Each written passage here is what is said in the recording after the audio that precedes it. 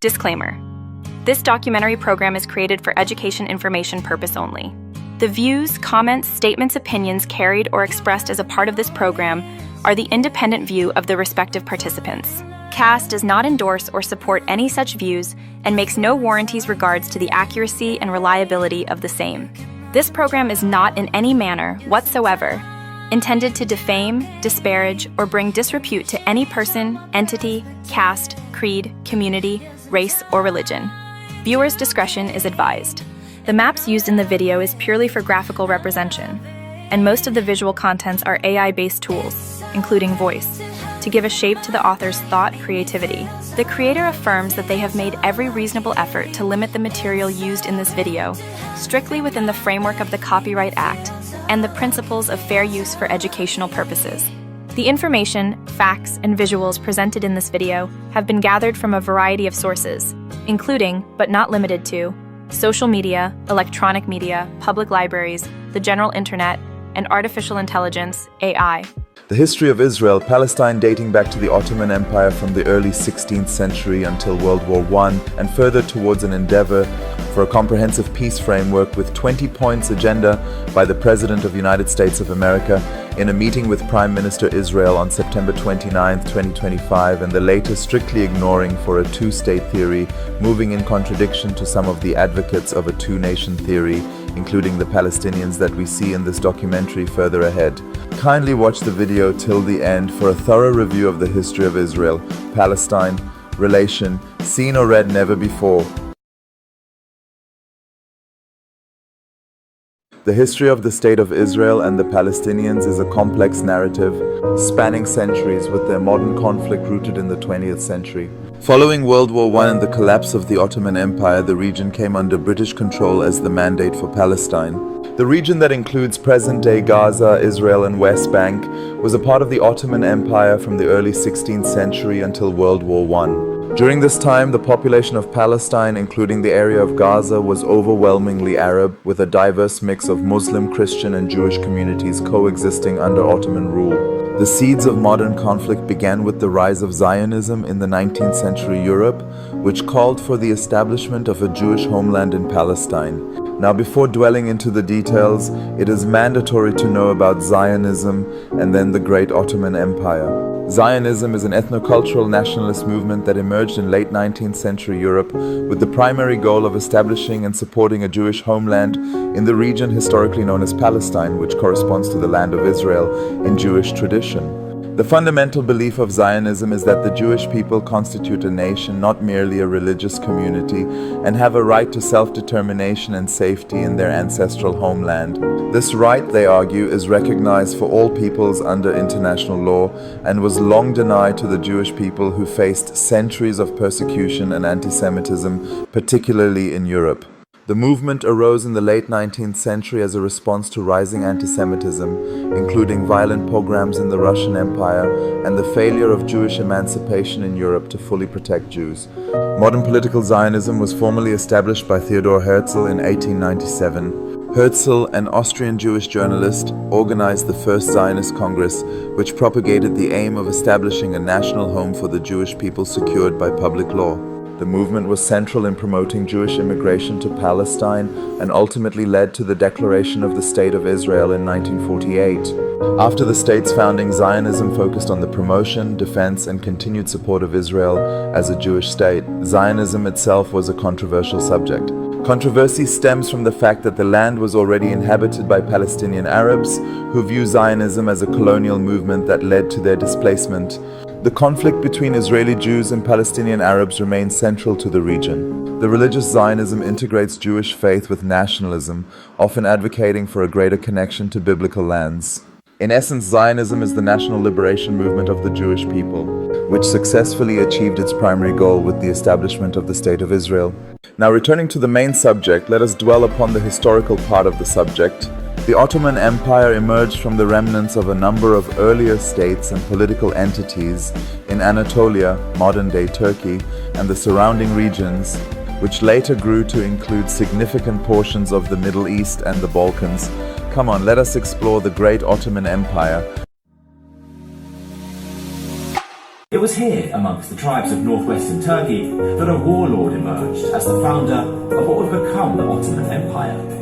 Although the sources for his life and reign remain unreliable and undetailed, he is credited as the founder of the dynasty that bore his namesake, Osman. The century or so after Osman's reign would be characterized by the Ottomans trying to conquer the last vestiges of the Byzantine Empire, which had once ruled over most of the eastern Mediterranean.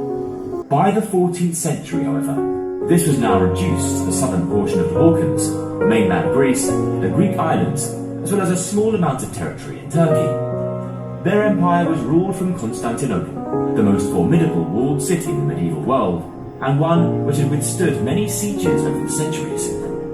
If the Ottomans were to expand beyond northwestern Turkey, they would have to do so at the expense of the Byzantines.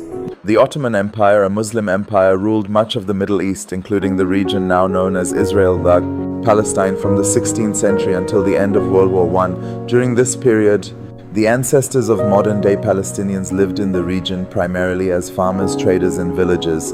Small Jewish communities existed in the region, particularly in cities like Jerusalem, Safed, and Tiberias. The Ottoman Empire's legacy in the region includes administrative systems, infrastructure, and economic structures that shaped the region's development. Ottoman rule influenced the region's culture, architecture, and social dynamics, with many Palestinian families tracing their roots back to this period. Many Palestinians claim a direct connection to the land and people who lived in the region during Ottoman rule. The Zionist movement, as explained above, sought to establish a Jewish homeland in Palestine, then under Ottoman rule. This movement ultimately led to the establishment of the State of Israel in 1948. On the aforesaid, it is clear that the Ottoman Empire was a predecessor to both the modern Israeli and Palestinian populations, in the sense that it ruled the region where both groups have significant historical and cultural ties. However, the modern Israeli and Palestinian identities and national movements developed largely in response to the decline of the Ottoman Empire and the subsequent British Mandate period. The British Mandate, 1917-1940. Following World War I and the collapse of the Ottoman Empire, the region came under British control as the Mandate for Palestine. In the year 1917, under the Balfour Declaration, Britain publicly supported the establishment in Palestine of a national home for the Jewish people, a promise that greatly encouraged Zionism, but was seen by Arabs as a betrayal of their national aspirations. There arose growing tensions as Jewish immigration increased significantly, leading to intensified conflict over land and sovereignty between the growing Jewish community, Yishuv, and the Arab population. Gaza was a regional center during this period.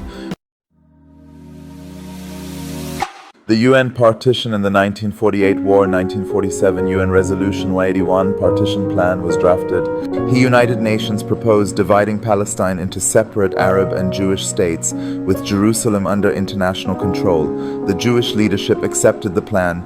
The Arab leadership rejected it, arguing it gave the Jewish minority too much land.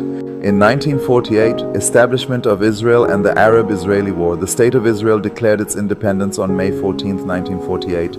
Immediately, a coalition of Arab states invaded. Israel successfully defended its independence and expanded its borders beyond the UN-proposed lines. The Nakba catastrophe. During the war, approximately 700,000 Palestinians either fled or were expelled from their homes in what became Israel. Tens of thousands of these refugees poured into the small coastal strip that would become the Gaza Strip. 1949, the Gaza Strip is created, armistice lines formalized the new borders. The Gaza Strip became a distinct political entity, administered by Egypt, but neither Egypt nor Israel permitted the Palestinian refugees to return to their former homes. The area, already densely populated, became home to a vast population of stateless refugees living in severe poverty. Egyptian administration and early raids, 1949-1967. Under Egyptian control, Gaza was a base for Palestinian Fedayeen self-sacrificers, insurgency fighters who conducted cross-border raids into Israel, leading to Israeli military retaliation. 1956 Suez Crisis. Israel briefly occupied the Gaza Strip during the Suez Crisis, but withdrew under international pressure, primarily from the US.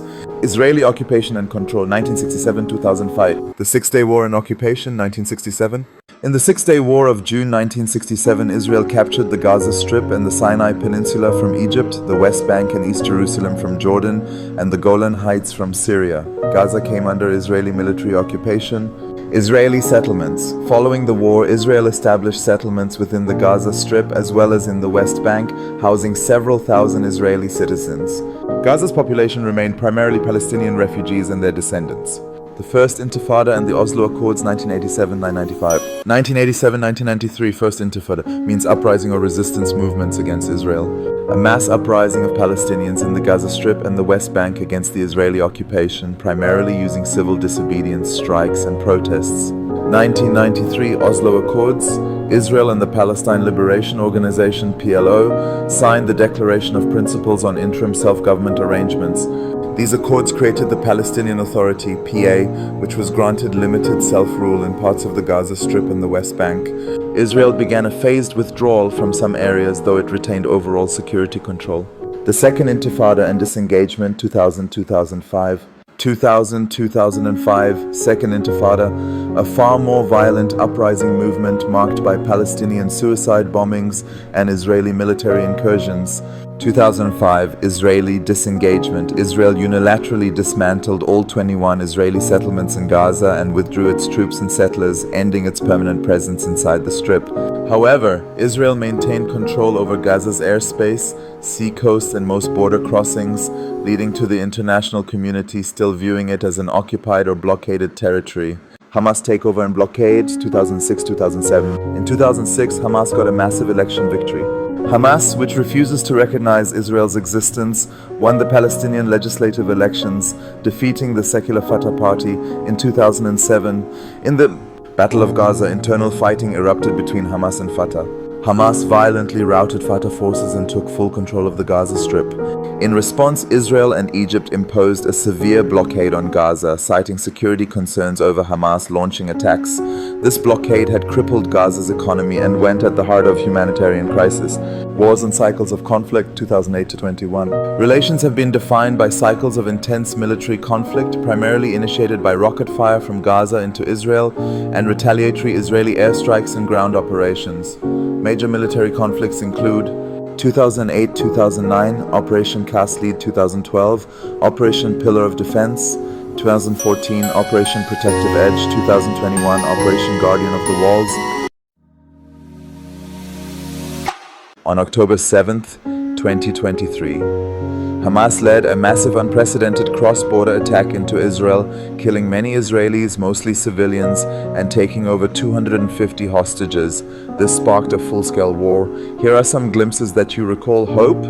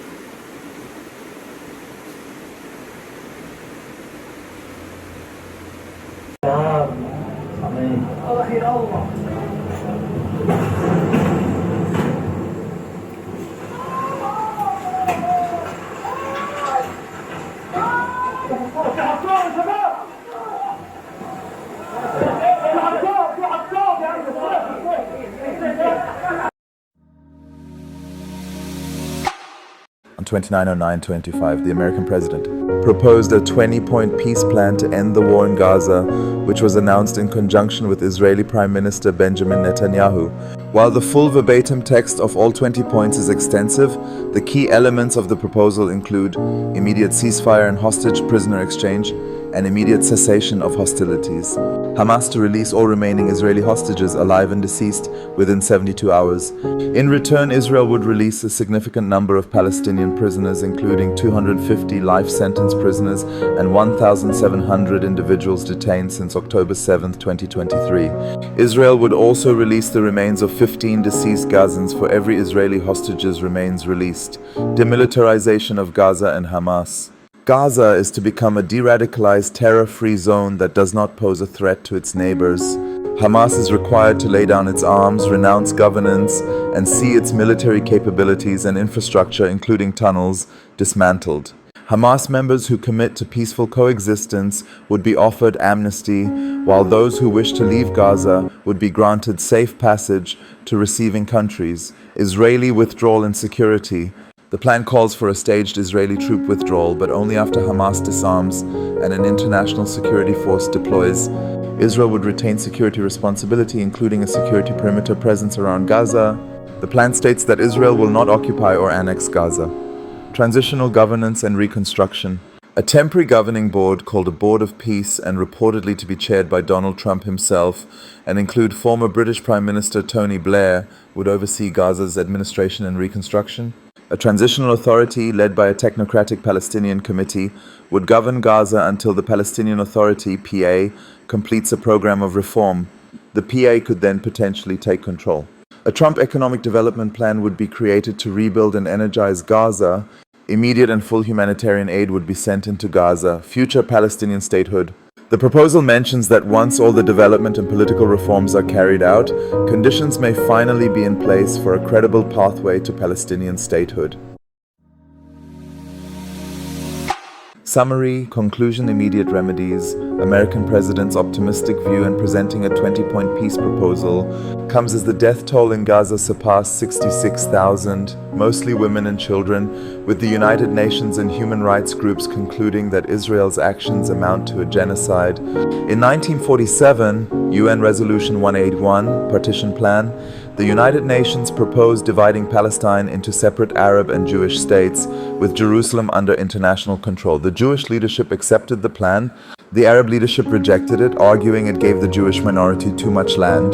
The international community has called for a two-state solution, with many countries recognizing Palestine as a sovereign state. Israeli Prime Minister has never campaigned for a two-state solution and told the UN General Assembly on Friday that giving the Palestinians a state 1 mile from Jerusalem after October 7th incidents is sheer madness.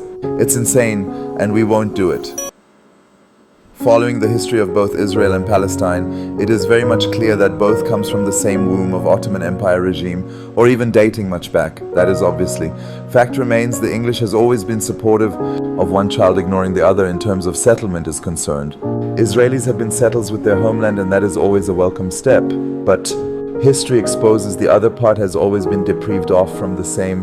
The Palestinians too have the same right of their own motherland. The Americans must too support for a cause in a neutral manner, for the history will remember every act in the golden letters. The UN proposal for a two-state theory was the most appropriate one. Added to it, the disputed lands must have been divided equally between the two states. There doesn't seem any justification if one out of the two adversaries are provided the authority to mend the other. Obviously, the other has been given ample opportunity of retaliating for one or the other acts of the adversary partner. Therefore, viewing a rich and so long conflicting history of the same family, the adversaries shouldn't ever be given the authority as laid down in the recent 20-point proposal of America. Rather, it would be very much appreciable by the whole world if providing equal weightage, both are kept in isolation within their own respective states under the international observation. Why not a committee be framed from most of the major nations of the world to monitor their progress then? Bottom line, American president's humble gesture and noble thought for a peace is very much appreciable, but a slight modification by a lean towards a two-nation theory will suffice for a history that will allow the generations to remember, for a gesture of peace for centuries ahead to come. A two-nation, Let them take care of their internal matters thereafter. If you appreciate our video and its mission, please take a moment to like, share, and subscribe. Your support goes a long way in raising awareness for our cause. We invite you to visit our NGO, CAS, by searching for us on Google. If you find value in our work, we would love for you to rate us with a 5-star review. Every positive rating helps us reach more people who care about animal welfare. Additionally, don't forget to explore our website for more updates and ways to get involved. Subscribe to stay informed about our latest initiatives and events. If you're passionate about animal welfare, consider reaching out. You can contact us via phone or email at snickhat2016@gmail.com or jemuraleblair@gmail.com. Together, we can create a better world for our furry friends.